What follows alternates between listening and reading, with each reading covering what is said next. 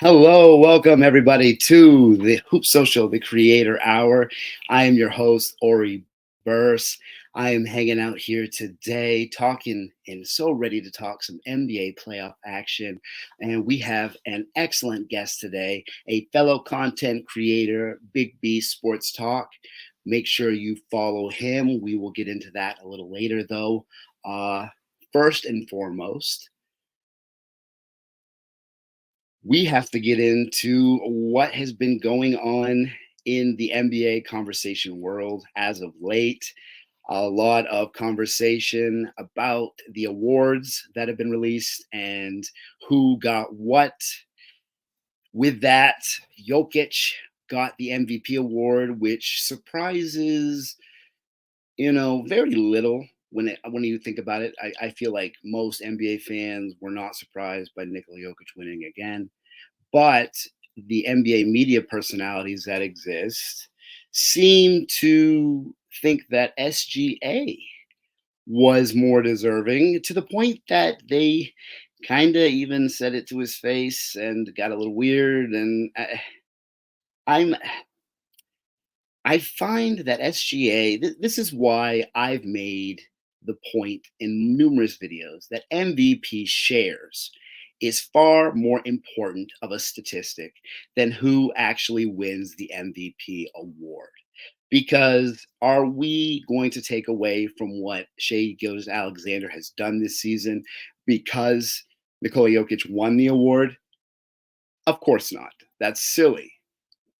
Are we going to look back on this season and think, well, Nikola Jokic was the best player by far. He won the MVP award.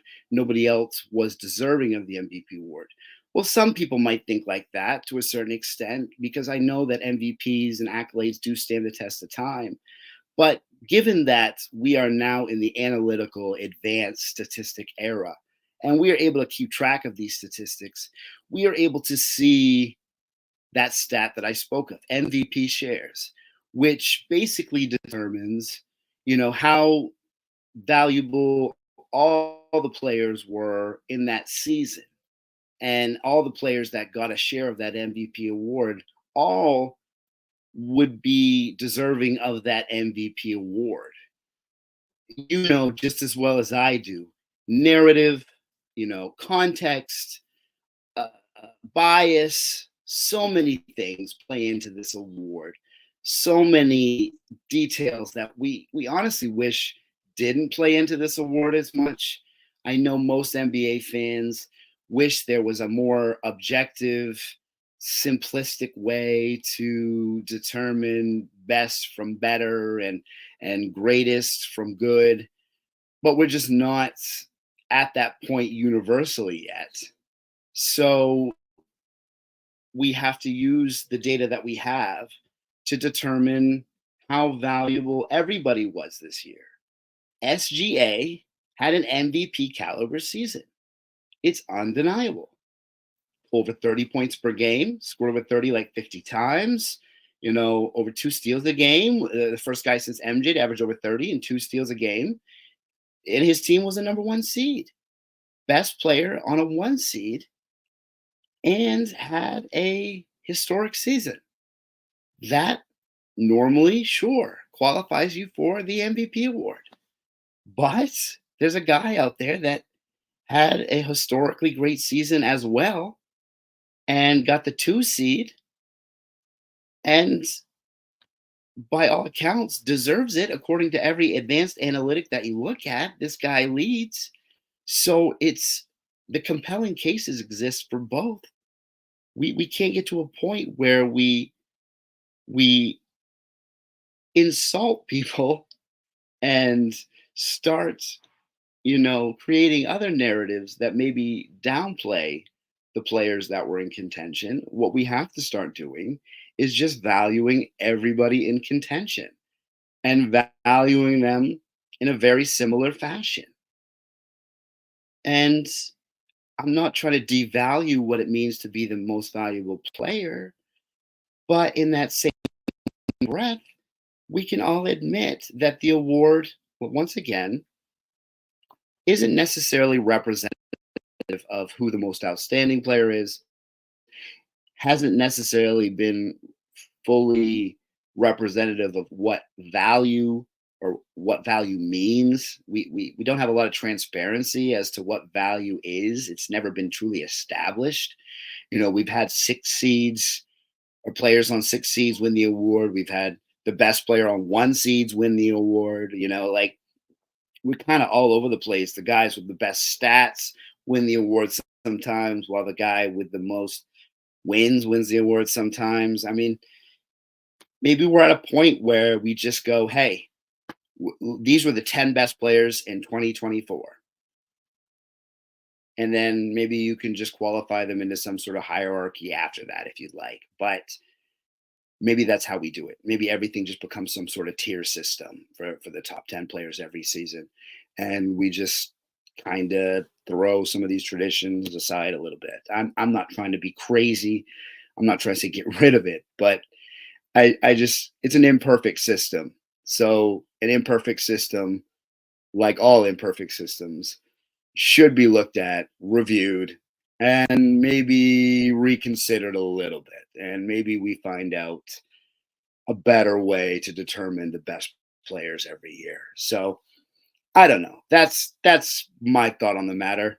Whether it's important or not, we will find out because I'm going to try to get some validation from a fellow content creator, like I mentioned. His name is Brian Hanley. He is the lead on Big B Sports Talk.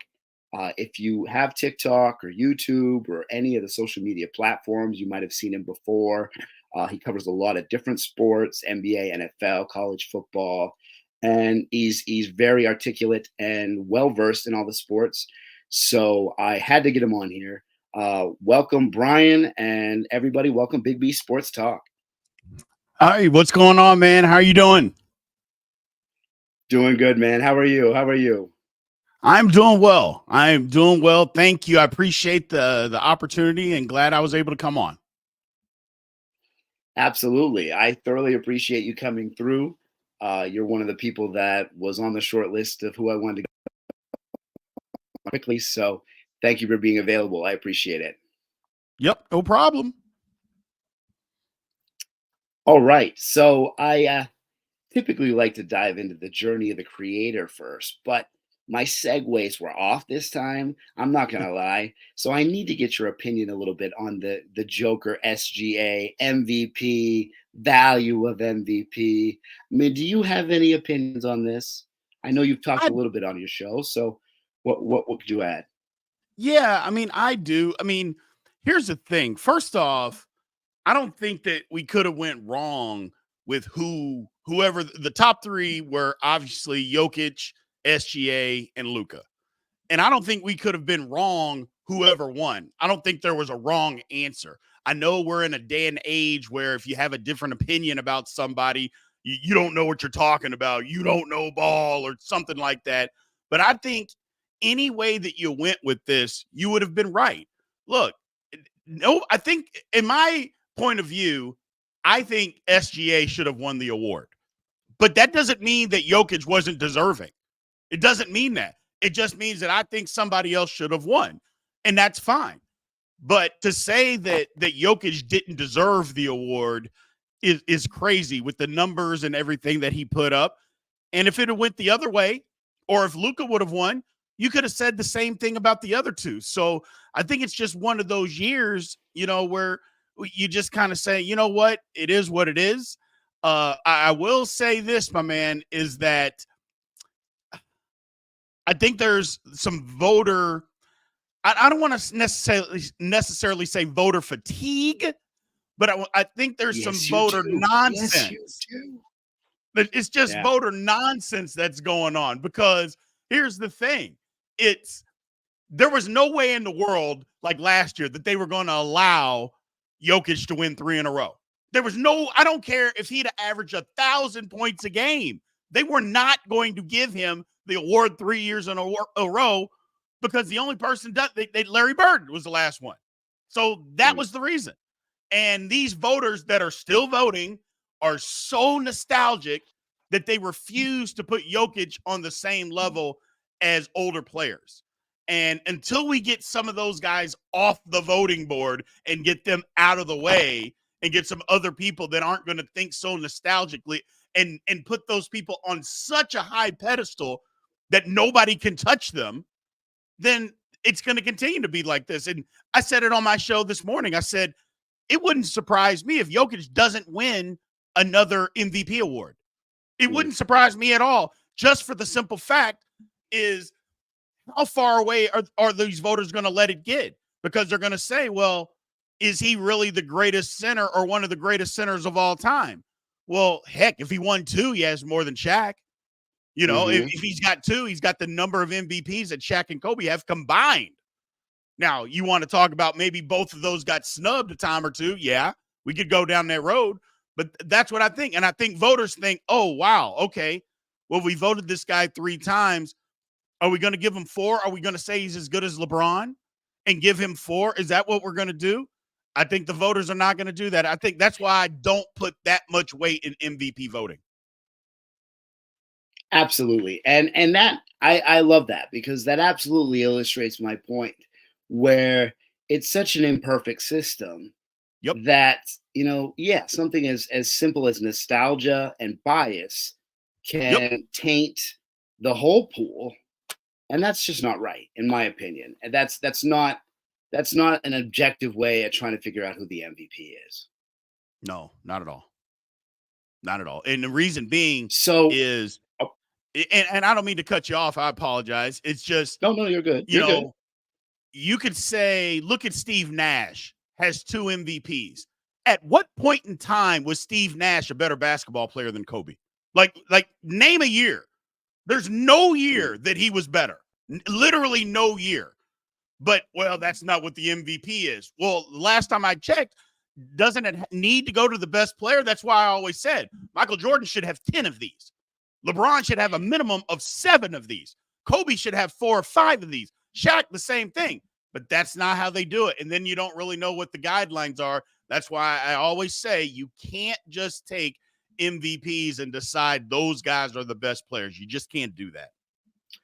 Should there be, and I don't know if this is ridiculous or not, but should there be like another award, maybe like a most outstanding player, or something that might be possible to illustrate more directly that this guy is the best player in the league, but this guy was most valuable to his team? Is that something that you think could happen, or is that kind of silly nonsense? NBA probably wouldn't consider it. I don't think it's silly nonsense. I don't think you have to have another award, but just like most things these days, and really forever, transparency is key. Just tell people what the guidelines are and then hold their feet to the fire and make their votes public. The people that are voting for this, make those votes public. Well, we don't want to hold on. All you're doing is voting for the MVP. It's not like you're holding trade secrets to the world or anything like that. It's just, who did you vote for MVP? And then if we know the criteria, then they can be questioned on why. But other than doing that, I don't think there's anything else that really needs to happen, because then people can hold their feet to the fire and find out, well, why did you vote for Jokic? Why did you vote for Luka? Why did you vote for SGA? Why did you do that? What made you think that? Well, we know what the criteria is. And if we know what the criteria is, how could you think that? How could you put that in there? And maybe that'll start changing some of these votes around a little bit. That's a good call. As with most things, transparency and accountability are probably the best way to make change. So if we do exactly something like that, and we're able to, question them, hey, why did you say that Ant Edwards was second in MVP? Everybody else universally thinks otherwise. And not saying that people can think otherwise, but like you said, we have to at least be able to hear their reasons. Correct. All right. So, we got to get into you a little bit. That is the intention here at the Creator Hour. I want to know a little bit about you. What started this journey into content creation? I mean, what got you going? Gotcha. Well, first off, let me kind of give you my story into sports. I I Absolutely. am a guy that has a unique. I know I don't look like it, but I'm a little older and a lot bigger. But I am a former Division I athlete in both basketball and football. I went in my freshman year and played Division I basketball at Xavier. And Oh, Gillen recruited me. And before he got there, he went to Providence. And then Skip Prosser was my head coach. Me and him we didn't get along. It wasn't a good fit. I never went to class, ended up flunking out of there. and, and I mean, that's just the honest truth. But I never sure. should have went to go play basketball to begin with. I was a football player at heart. I had loved it my whole life, but sometimes you do things as a kid that you want other people to do, that other people want you to do, and you just do that, and that's what I did. Then I had to go to junior college. I changed sports and was able to get a Division I basketball or football scholarship to go to Kansas State. So that's what I did, and I started 2 years at left guard for Kansas State. Pretty good years, 97 and 98. So that's my sports. I love sports, and that's kind of my background in sports. Didn't play That is, professional or anything like that, but that's kind of my background. How I got started on this, I'd always wanted to do it. My brother, God rest his soul, was much better at this than me. He passed away in 2013. Um, sorry. and no, I appreciate you saying that.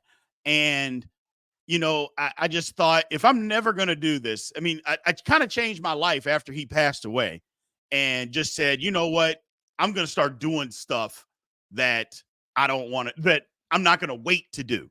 You always wait to do this and you wait to do that. And I'm like, you know what? I'm not going to do that. And so I kind of stuck my toe into it a little bit. One of my closest friends in this world, he was my roommate in college. Um, he is a behind the scenes type of guy. If you guys ever go to any of my page, all the graphics and everything that you see, he does all of it.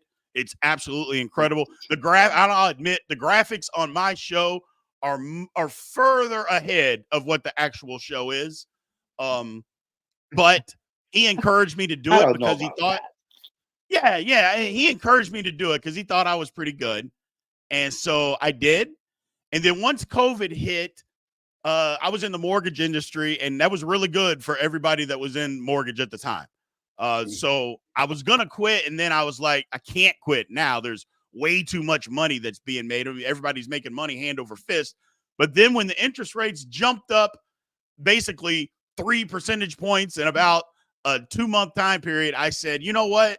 It's now or never. And so I did that, and I made the leap basically in January of 2023, and here we are. Wow, that's fascinating. That's quite the journey to get from point A to point B, which is exactly why I love to hear it. Kansas State, Yeah. that's quite the prolific college football school. I'm impressed. Color me impressed. Yeah, we were good back in those days too. I mean, Yeah. here's the funny thing. Like I'm from basically Louisville, Kentucky. I was born in Louisville, Kentucky, but because of busing, my parents didn't want my older brother to be bused, so we moved across the river to Jeffersonville, Indiana. So that's where I grew up. And so basketball is king in that entire area, but I was always a football player. And so when it came time to go to school, after I went to junior college and all that, I'm thinking, you know what, I could go back home, but now I went to Kansas. I went to Coffeyville Community College, and it is literally, it's on the border of Kansas and Oklahoma, out in the middle of nowhere. But I'll tell you what, Oh it man. changed my life. It made me a man. It was the best decision that I'd ever made in my entire life. I met my wife there, just some of the best friends I've had in life there. And I decided I was going to stay. And then I was thinking, well, maybe I should go to Kansas. And I'm like, oh, they're terrible. Yeah. And I didn't know that much about Kansas State until I got on campus and I saw it. And I'm like, yeah, this is the place for me. And they were good. That was the Right. one thing is, I'd always dreamed about playing football at Louisville because I'm a diehard Louisville fan, but they were terrible. And I'm like, I'm not doing this to go get my head beaten in. I'm just not going to do that. And Kansas State was good. They offered me, and I took the scholarship, and it was one of the best. Another one of the best decisions that I had ever made was to stay out where I had had success. Kansas State was Coach Bill Snyder was our coach at the time. And it was a great, great experience for me. That's awesome. That's truly one of those things that you go through that you can, given your level of appreciation, you can tell that you probably soaked a lot in from that. Yeah. And given the way that you're able to communicate with people as well, you can see that you must have gotten a lot from all that, and you're now able to add that to your content creation.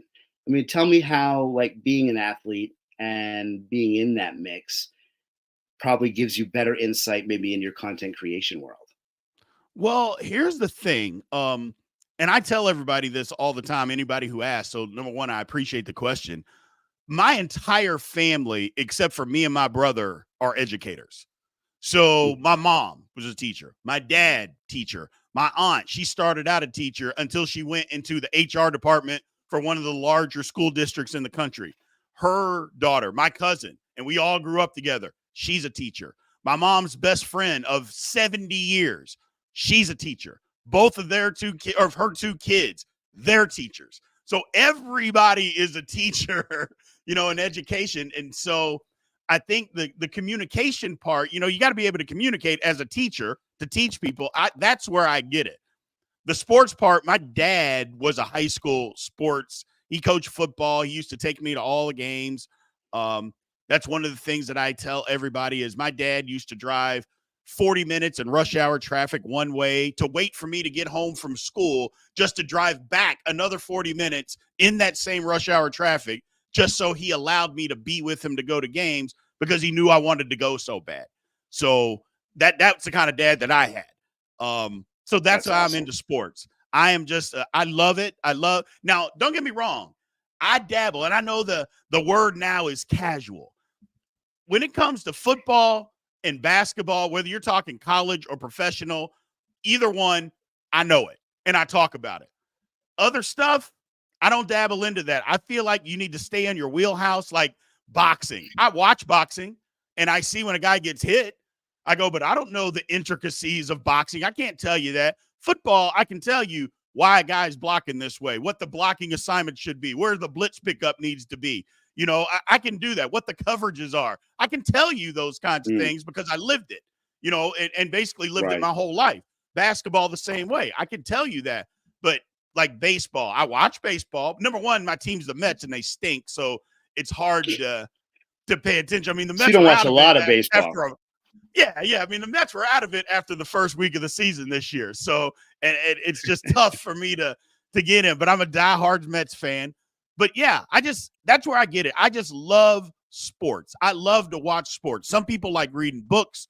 Some people like watching movies. I love sports. And so I just like to dive into it, man. I just do. That's why you're so engaging. I mean, not gonna lie, but your energy, your enthusiasm is palpable. You, my friend, are an educator. I mean, that is the best way to put it. It just happens to be about sports. So let's Right. not. Yeah, I mean, 100%. I mean, I've watched your material for a while, and I'm gonna say I've learned my fair share of college football intricacies and NFL things that I'm a casual when it comes to the NFL. I know just enough to be dangerous, Right. just enough to have the conversations. So Right. I'm actually able to get things from your conversations, and it's one of those things that I feel like it's an extraordinary skill to be able to get people to listen, but to actually hear. Yeah. And that's what I thoroughly appreciate. Like you have that skill. Well, I appreciate that. I do my best. We're all learning. We're all in this rat race together, trying to get better.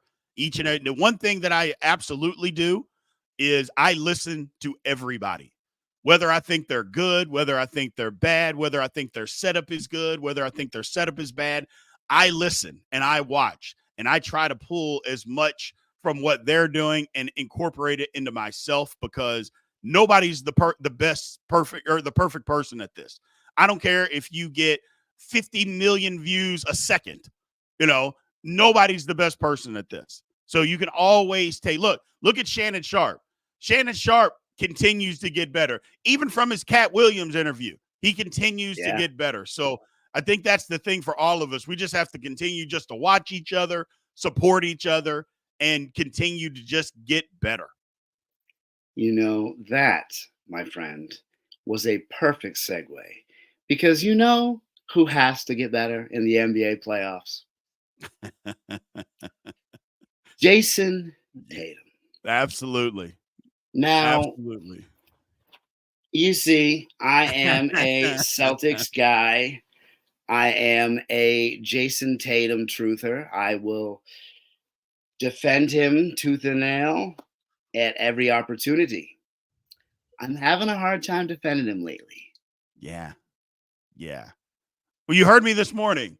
You heard me get after him because I'm Mm, like, hold on a second.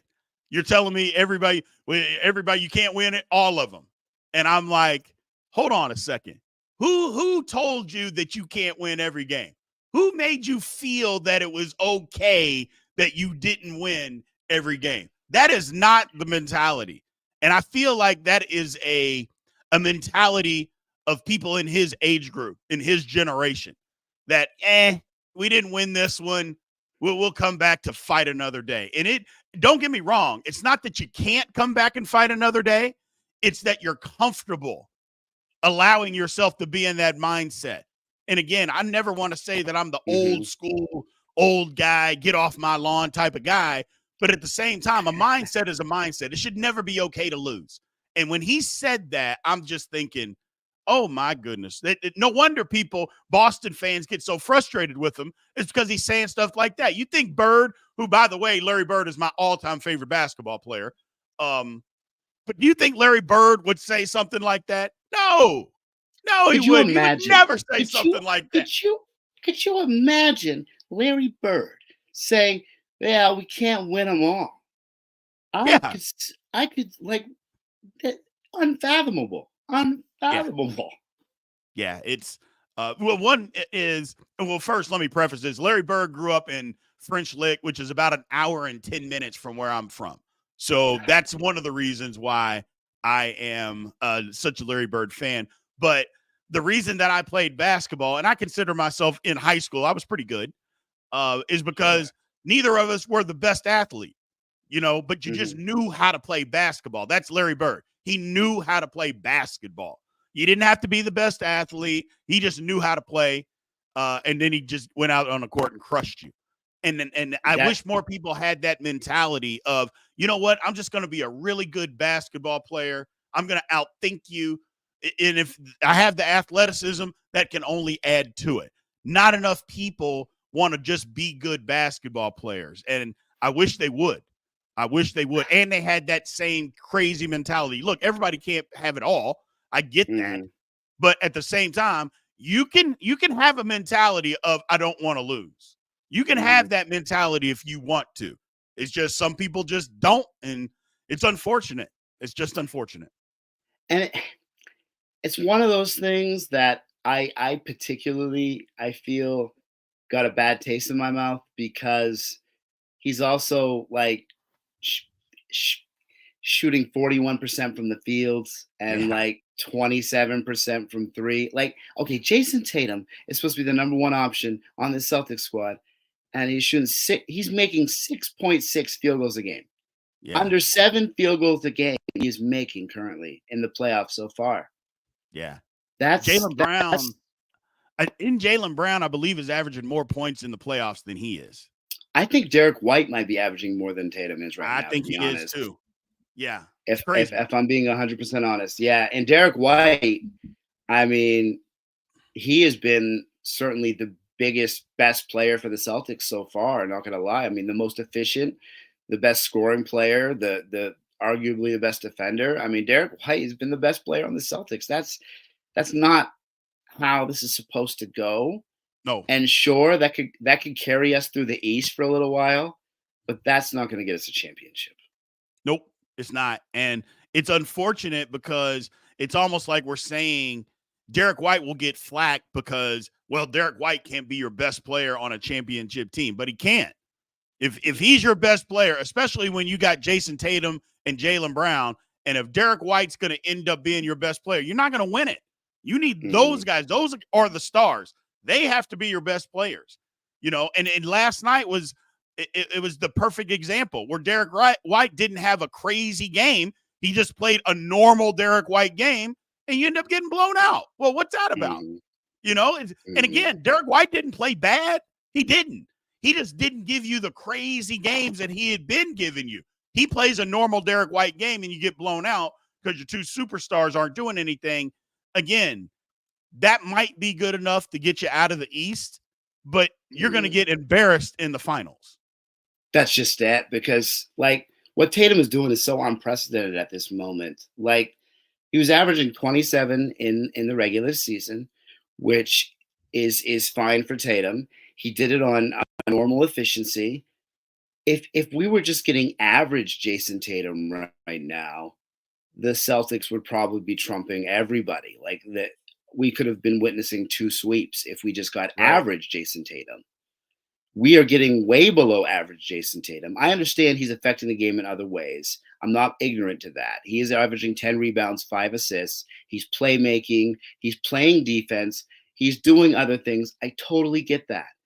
Right. But we have expectations from your number one option to kind of do number one option things. And that's what we Yeah. want to see as well. Absolutely. Absolutely. He's look, everybody's always said the same thing. You get in the playoffs, you got to turn it up a notch. You can't take a step back. And in this playoffs, Jason Tatum has taken a step back. Look, I still think he's ultra talented. Um, I'll be honest with you though, Orry. I think that he's allowing some of this pressure to get to him because he Hmm. hears what people are saying. And I think he's allowing some of that pressure to affect him versus because here's the thing. I wouldn't be surprised if he doesn't go out in game 3 and drop a 50 piece. I would Hmm. not be surprised at that at all because we know he's capable and every now and then he's going to give that to you. I don't think that he has to, obviously doesn't have to score 50 every night, but at some point you got to be a playoff riser. You cannot be a playoff dropper. And in this playoffs, he's been a playoff dropper. Big time, big time. And that's the frustrating part as a Celtics fan is the inconsistency. Like people will say he's not clutch, and then I'll argue, but look at all these clutch moments. And then people will say he has no playoff moments. And then you're like, well, there are these playoff moments, The guy does have, the highest amount of points in a game 7 all time, like he's got these classic moments for a 25-year-old, 26-year-old guy. Yeah. But then there's like this just nagging, inconsistent thing that just seems to kind of be there that seems to rear its ugly head sometimes. Right. Well, what the only thing that's going to eliminate people's thoughts on him, and look, I admit I'm sour on Jason Tatum for this reason. I'm like a lot of people. Until I see you play well in the finals, then I kind of think the exact same thing. And that stain is never going to go away. I don't even think the Celtics have to win in the finals, but I need to see you play well because the Yeah. time we saw you, you didn't play well. It looked Mhm. ugly. So I just need to see you play well. Now, if the rest of the team lets you down, that's another thing, or if the other team is just better than you, that's something else. But you can't go to the finals, play bad, then get back to the finals and play bad again. Well, then you're legitimizing what everybody else is saying about you. Exactly. Exactly. And I mean, at this juncture, to get the redemption for this playoff stretch, I mean, fans are going to want the Celtics to make the finals, and they're going to want to see a big performance from Jason Tatum in the finals. That's Yeah. going to be on his back to a certain extent, and it will be extraordinarily interesting to see what comes to that because those are the moments that really make or break, those legacy type moments. And so I definitely want to see him get the shot, but I'd be curious as to how that would turn out. I mean, look, we all know he's capable. We all know that he's really, really good. He's just you got to put it out there. You just got to put it out there. So, and I even think sometimes it's look, Jaylen Brown's never going to say publicly that Jason Tatum is the lead dog. I think it's just kind of understood. The Tatum sometimes just has to say in every game. look, I know you're trying to do your thing and you're really good, Jalen, but I'm the lead dog here and I got to get myself going. I got to do this. And that's just the way it is. That's what guys do. Think about the Heat with LeBron and Bosh and D Wade. It wasn't until D Wade finally told him, hey, man, you got to be the lead dog. Go do your thing. And then LeBron did. The same thing may need to happen if it hasn't already. Go do your thing, Jason. This is you. Go get it. So hopefully he does, because he's definitely capable. And that's it. That's it. Is we all know that the capability, the potential, the ceiling, there's something special about this guy. And we know any given Sunday, he is capable of being one of the best players in the world. So it becomes frustrating when you see a string of events or a string of times that he just isn't. And I'm not a hot take guy. We talked about this. Right. We are not hot take people. Nope. So this is not meant to sound like clickbait.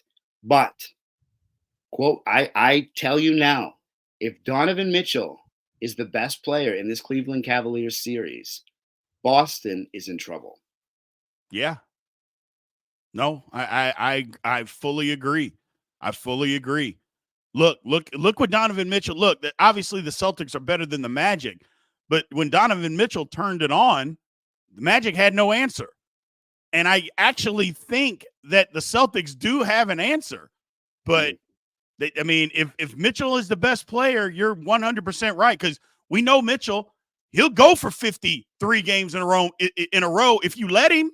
He'll do it because he's going to say, I'm not going to lose. And he's going to try to score every single time. He puts that much pressure on you.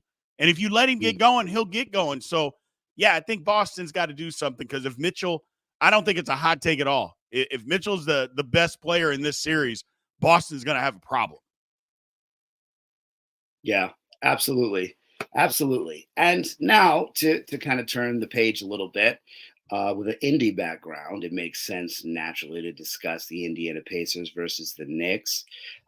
Rick Carlisle not having a great time in this series. What do you think about the turmoil of Rick Carlisle at the moment? I mean, here's the thing. In game one, he was justified. The refs got in the way. They literally got in the way of game one. Game two, that was the Pacers' issue. They were up. You're up 10, and Brunson can't even get on the court because he was hurt, and you allowed the Knicks to catch up with you, and then you gave that game away. Well, all the frustration you saw was Rick Carlisle being, number one, mad at himself, and number two, being mad because of game one. That's what all that was about. I do think he's got a little bit of a beef because in game one, they didn't call the hand. First of all, the whole sequence, DiVincenzo, it was obviously moving screen. I mean, he looked like a left tackle out there blocking. They don't call it. Then on the pass, it clearly hits the guy's hand, and they said it was a kickball, and you can't get help from other refs to see that, and then they didn't change the call. Or then in game two, they called double dribble, which clearly it wasn't a double dribble. But he got help from other refs, and then they changed the call. That's another reason Rick Carlisle lost his mind. It's because, well, wait a second.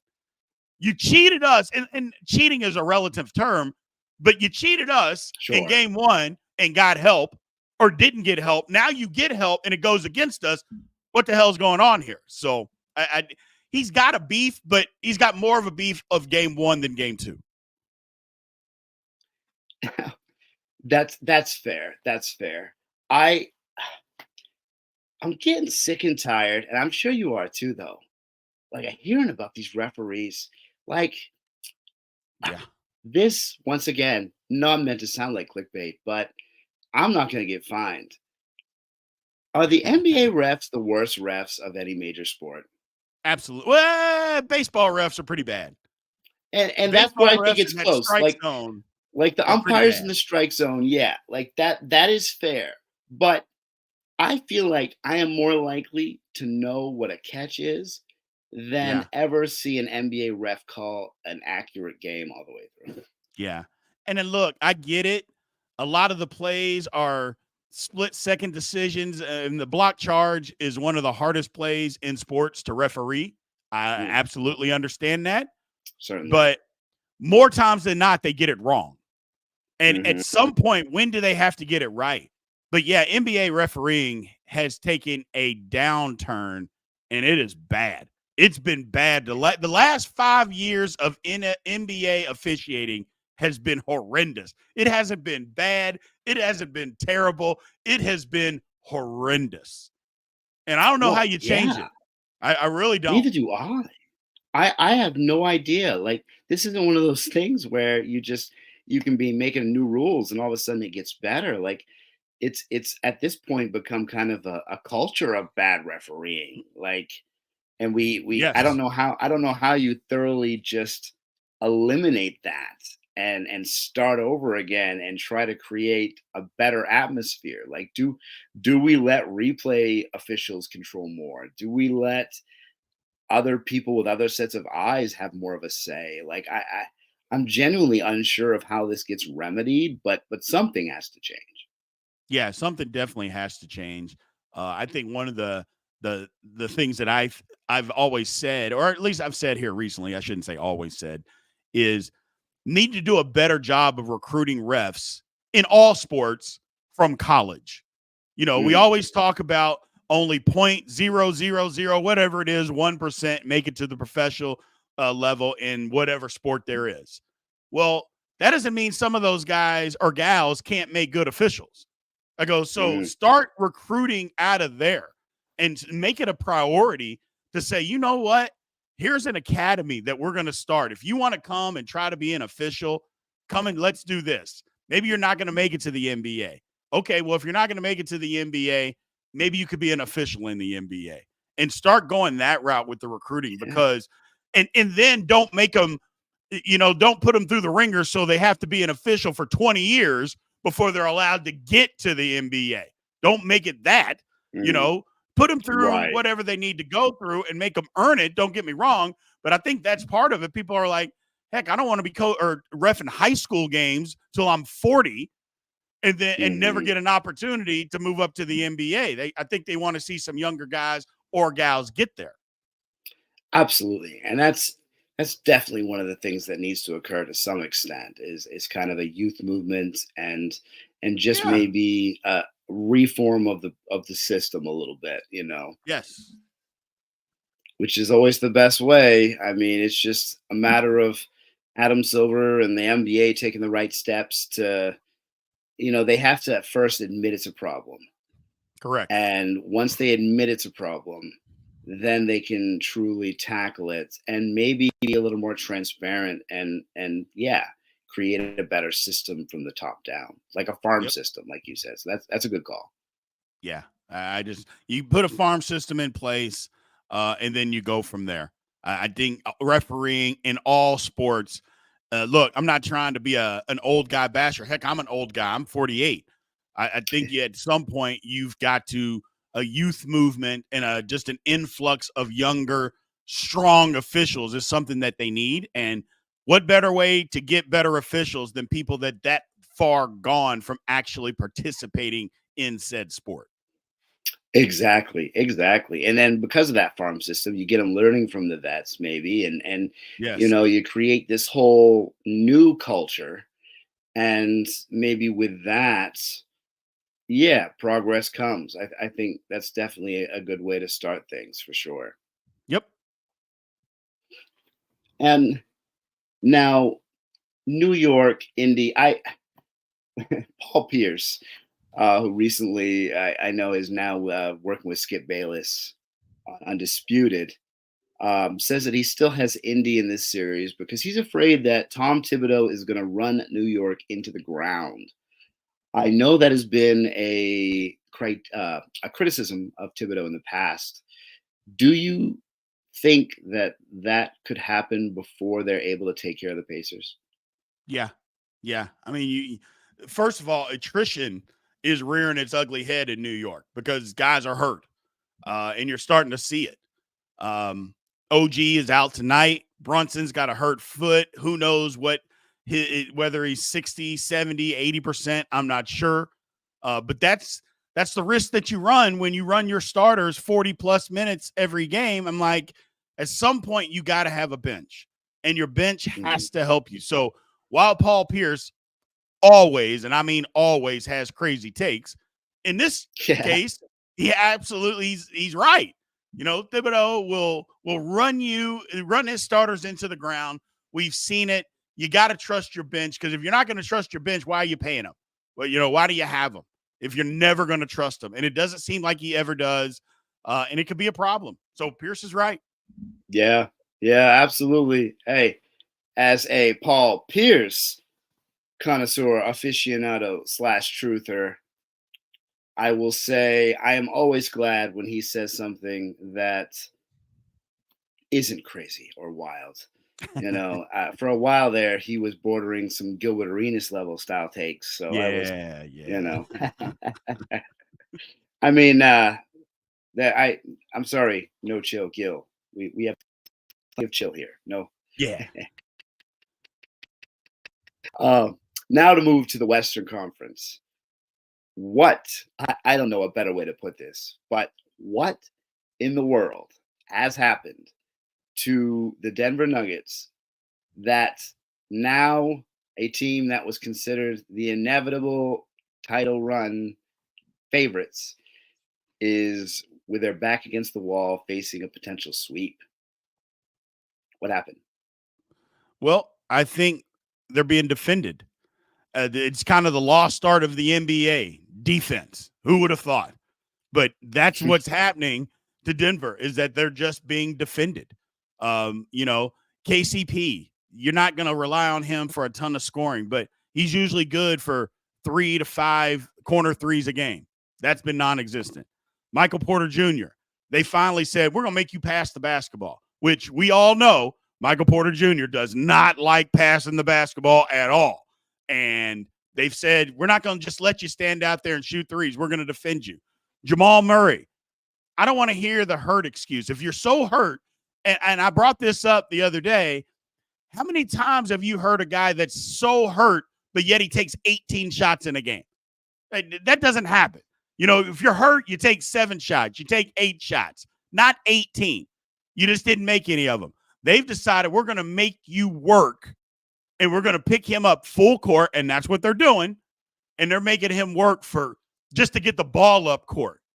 So Hmm. that's what's happening, is that Minnesota, number one, Minnesota is just defending them and just saying, you're going to have to work for every basket. Even Hmm. Jokic, we're going to make you work. And number And two, they, on the other hand, don't have the athleticism to keep up with Minnesota. They got to make a change because they can't guard them. And if you can't guard them, you're going to have a problem. But I will say this, it's still 2 games. If they win tonight, series is on. yep, and that's it. I try not to become, one of those prisoners of the moment, Yeah. but just to see Denver look so vulnerable is Yes. really tough to see after seeing them be so strong all year. Yeah. It is tough to see. I guess if you're not a Denver fan, or if you are a Denver fan, it's tough to see. But my thing is, it's just I think people are trying to make it too complicated. Is that the best player in the series? We talked about this earlier. The best player being Donovan Mitchell. Clearly, the best player in this series, at least up to this point, is Anthony Edwards. Clearly. Mm, And then the guys absolutely. that Denver needs to do some scoring and to take they haven't been there. Jamal Murray hasn't been there. Michael Porter Jr. hasn't been there. You know, so when you don't Hmm. have that and they punch them in the mouth, plus Minnesota's got the right mentality. I mentioned this on my show the other day. Anthony Edwards came out and said, yes, I get it. They're going to come out and try to punch us in the mouth. But you know what? They're not the only one that's in the fight. We also punch back. Can they take our punch? I love it. It's literally the exact opposite of what Jason Tatum was bringing off. Those guys. I was literally just about to say, like, doesn't like how impressed with Ant Edwards have you become? I've always rooted for the guy naturally, but there was a certain point where I wasn't sure what kind of guy he was going to be. Was he drafted too high? What this guy going to develop into? And what he's turned into already is like the humility, the appreciation, the motor, the willingness to play defense, the ability to hit tough shots. Like, this kid's 22 years old. Yeah. Like, is this kid going to be the next face of the league, or is he already there? Well, I think he has the potential to be. I think he is the next guy. But again, I don't want to just. Here's the thing: he's had an outstanding season, and not that many people know about it because it's Minnesota. Mm-hmm. And so I'm not sure that you can be the face of the league playing in Minnesota. Then that's not a knock at Minnesota. That's just reality. So Yeah. I'm just not sure that you can do that. That doesn't mean his skills are going to take a backseat to anybody. Doesn't mean that at all. So is he the next guy? Yeah. And we're going to find out over the rest of this playoff series. Is he the next guy? Because a lot of people are jumping on that bandwagon, myself included, because of the first two games. But there's still a lot of playoffs to Yeah. be played. There's still a lot. So again, Exactly. I'm not a prisoner of the moment guy either. I actually frown upon it, even though I participated from time to time, like in this case. But Sure. yeah, I think he can absolutely be the next guy. I love to see the young guys with that mentality. Mm-hmm. And maybe that's the old head in me, but I just, it's something so just like hard to not root for those type of players. Yep. Do you find it that way pretty easily as well? Absolutely. I love, like I said, I love the mentality. Look, there's a fight, and we understand they're coming to punch us, but you know what? Can they take our punch too? And maybe we just stand there and we're throwing haymakers at each other. But we don't have to just stand there and take it just because you got a bad attitude, or you came out and you got embarrassed last game and you're going to come out swinging. We know that, but we're going to come out swinging too. I love that mentality. Just, we're not going to sit back on our laurel. We're not going to wait for you to come at us. We're going to go at you just as hard as you're going to come at us, and let the best team win. I love the mentality. 100%. That's the beauty of sports. This is why we enjoy competition, is those type of mentalities, and the players that, the mentality matches the work and the Yeah, talent. You love to see those things kind of come all into like alignment. absolutely. Absolutely. That's what I love about sports, Fun. and I love about competition, is to see people that want to compete as hard as they can and go at it. That's why we all should like it.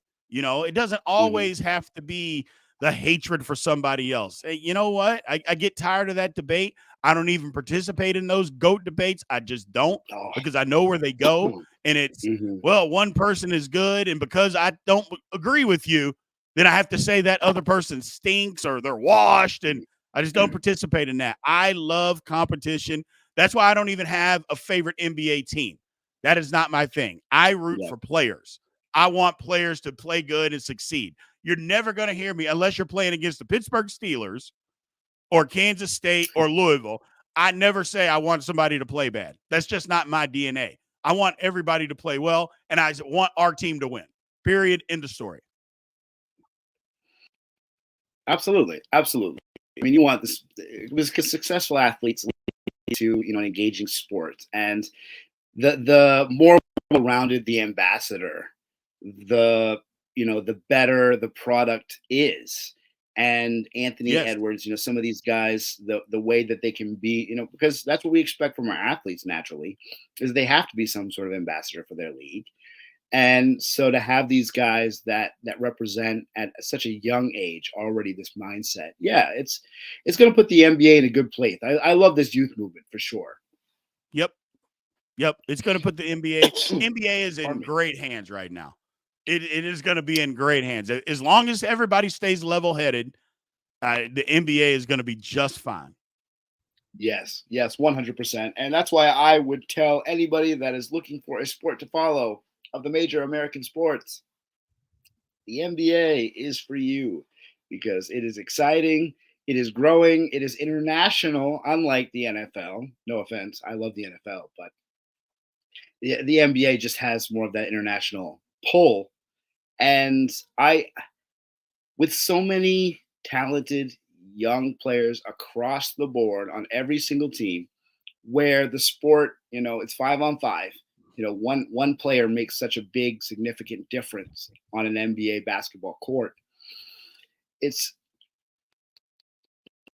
it's just the parity. I love this. I love this. I feel like people are missing out if they're not watching the NBA.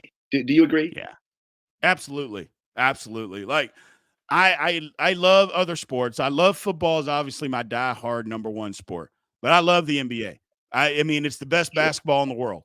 It just is. You know, this crazy debate that's going on right now, what Austin Rivers said, I don't even get into that because he's wrong. I know what he was trying to say, but he came out again, clickbaitish, saying 30 guys can just go from the NBA. That's not true. But at the same time, Hmm. when you're talking about the best athletes in the world, I don't know that NBA guys are the best athletes when you consider all the sports, but they're right up there at the top. They're Sure. absolutely right up there at the top. Absolutely. So that's why I love the NBA Hmm. because the brand of basketball that you get is unmatched. 100%. 100%. And it's going to keep bringing in a younger audience, and it's it's just going to be a matter of how the NBA tackles some of these issues that we discussed. That's going to keep this audience growing, and the evolution of the game is important. I Yeah. Oh, yeah. know nostalgia is a big deal. I know we want to keep traditions alive to a certain extent, but we have to make sure that we evolve and keep evolving with progress in this game because it deserves it. Yeah, it does. It absolutely does. And like I said, you got to keep those guys alive. One of my other favorite players, nobody even talks about him, is Oscar Robertson, is because people didn't see him play because he played so long ago. But you can't tell me Oscar Robertson couldn't play in today's NBA. I know that what they always talk about, and I'm like, he was 6'5, 220, super strong, incredible athlete. He'd fit right in. And he Hmm. would fit right in. You weren't going to take the ball away from him or anything like that. He would fit right in. So you got to keep those guys alive. But at the same time, the game has evolved into something different. 20 years ago, they had goons out there playing the 4 and 5 position. There's no goons anymore in the NBA. What would No more Charles goons. Oakley? What would Charles Oakley even do today? Exactly. What's Buck Williams doing today? Yes. Or Rick Mahorn, people like that. Yeah. Now, the one thing I will say as with real training was what most guys get right now. You never know with skill training and stuff like that. You never know what they could do. But what I'm saying is those positions don't even exist now. You Yeah. don't have a guy that's out there because it was on every team on the court at any given time. You at least had one goon out there, sometimes two. Well, Hmm. you don't even have them on your roster anymore. Hmm. Hmm. That's 100% true. It's strange how the game evolves, and I definitely be interested to see what the next evolution is. I think Victor and Chet are going to be part of it. I think Ant's going to be part of it, but it'll definitely be interesting to see where the game goes from here. But I do have to end on that note. We are getting close to the end of the show and the end of the creator hour. So I want to make sure there is plenty of time for you to tell us where are all the places that we can reach you, get your content, and hear your ideas about all this stuff normally. Gotcha. Well, first off, I have a show Monday through Friday on basically anywhere that you get a or not a podcast, but YouTube, TikTok. It's at Big B Sports Talk. Go check it out. Monday through Friday at 9 a.m. Central Time. Then I do a Big 12. It's called Big 12 Insiders. It's on YouTube specifically, just at Big 12 Insiders. We do that Tuesday through Friday at 1 p.m. Central Time. So please go subscribe and check that out. A lot of good college football and college basketball content that we talk about. All the good stuff as far as college realignment, NIL, transfer portal stuff, all that. And then we just started a brand new channel 3 weeks ago called Steelers Almighty. please go subscribe. Even if you're not a Steelers fan, you can get a ton of football content there. And it's anywhere that you're on social media or anywhere you get a podcast called Steelers Almighty. We literally just started that channel up. We're brand new. So if you come there and you see there's only 90-something subscribers, we've only been doing it for 3 weeks. We put out we've only had 3 podcasts. Nice. Well, very good. I'm excited to check that out. I believe that you are high quality content, and people definitely need to see these outlets. So thank you once again, Brian, for being here. I thoroughly appreciate it. This has been excellent. You provided a lot of great insight. Thank you, man. This is good stuff. No problem. Thank you. Appreciate you having me, and I will come back anytime. Excellent. Well, hey, everybody, this was wonderful once again. This is Orry from Hoop Social. It's been the Creator Hour, and we will see you again next week. We're back to our regular time, our regular slot of Wednesday night Eastern time at 8 p.m. So join us again then, and we hope to hear from you soon. Have a great